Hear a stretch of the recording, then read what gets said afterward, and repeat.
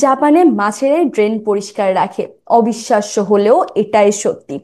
আমাদের কাছে ড্রেন মানেই শুধুমাত্র নর্দমা এবং আবর্জনাময় এক পরিবেশ, কিন্তু জাপানে এই দৃশ্যটি সম্পূর্ণ ভিন্ন।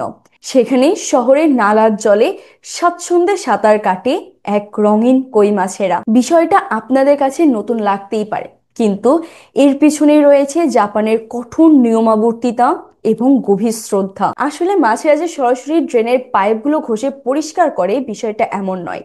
তাদের পরিষ্কার পদ্ধতিটা সম্পূর্ণ ভিন্ন রকম। মাছেদের বেঁচে থাকার জন্য যে ধরনের জলের মানের প্রয়োজন, জাপানিজরা সেই ধরনেরই জলের মান বজায় রাখেন। কিন্তু কিভাবে?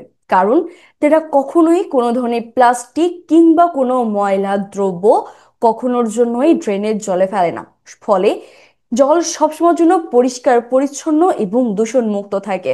আর এই পরিষ্কার জলের কারণেই মাছেরা সেখানে থাকতে পারে, এবং জলে থাকা ছোট ছোট পোকামাকড়, শ্যাওলা এবং বিভিন্ন ধরনের জৈব কণা মাছেরা খেয়ে ফেলে।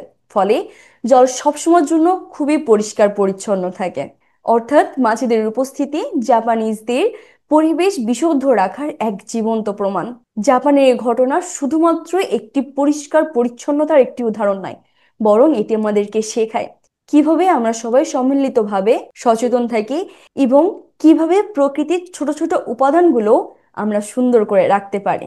আর এই দৃষ্টিকোণ থেকে দেখলে জাপানে মানুষ নয়, বরং মানুষেরাই মাছেদেরকে সুযোগ করে দিচ্ছে ড্রেন পরিষ্কার রাখার।